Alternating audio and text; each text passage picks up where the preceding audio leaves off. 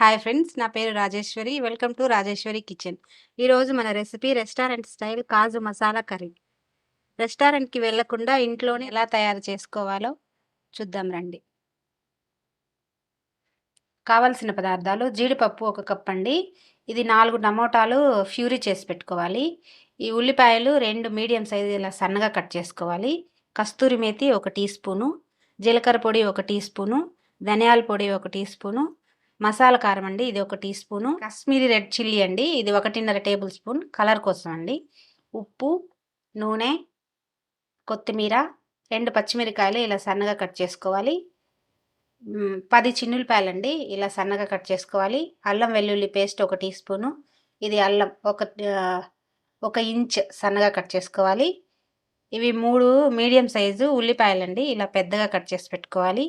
పసుపు, ఇవి తాలింపు కోసం 1 బిర్యానీ ఆకు, 4 యాలకులు, 4 చిన్న చెక్క ముక్కలు. ఈ పెద్దగా కట్ చేసుకున్న ఉల్లిపాయలు ఒక గిన్నెలో వేసి ఈ కప్పు జీడిపప్పులో సగం వేయాలండి. ఇందులో సగం వేసి 2 కప్పులు నీళ్ళు పోయాలి. 2 కప్పులు నీళ్ళు వేసిన తర్వాత హై ఫ్లేమ్ మీద ఉడకడం స్టార్ట్ అయ్యాక మీడియం ఫ్లేమ్ పెట్టి ఒక 10 నిమిషాలు ఉడికించుకోవాలండి. 10 నిమిషాల తర్వాత ఉల్లిపాయ జీడిపప్పు ఇలా ఉడుకుతుందండి. జీడిపప్పు ఉల్లిపాయ ఉడకబెట్టుకున్నాం కదా, ఇలా వడకట్టి పక్కన పెట్టుకొని ఇది చల్లారాక మెత్తటి పేస్ట్ పట్టుకోవాలండి. ఆయిల్, నూనె వేడయ్యాక స్విమ్ చేసుకొని జీడిపప్పు అండి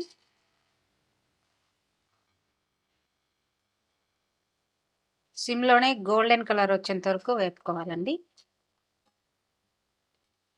ఇలా ఫ్రై అవ్వాలండి. ఇవి పక్కకు తీసేద్దాం. ఇదే ఆయిల్లో యాలకులు, ఆకు, చెక్క,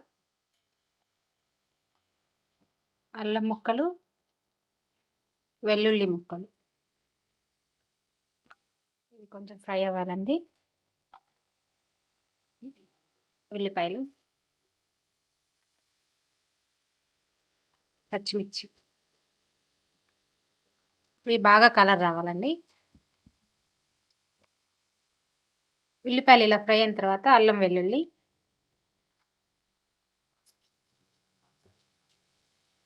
కొంచెం పచ్చివాసన పోయే వరకు ఫ్రై చేయాలండి అల్లం వెల్లుల్లి. తర్వాత టమాటా ప్యూరీ, ఉప్పు, పసుపు,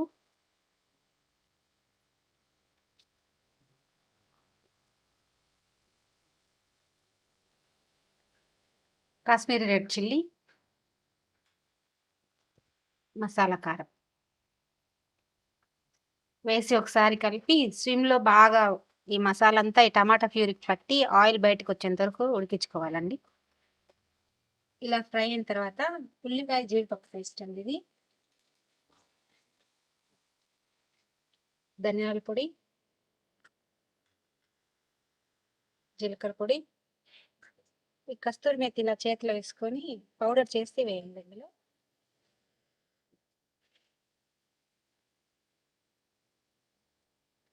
అదంతా ఒకసారి కలిపేసుకొని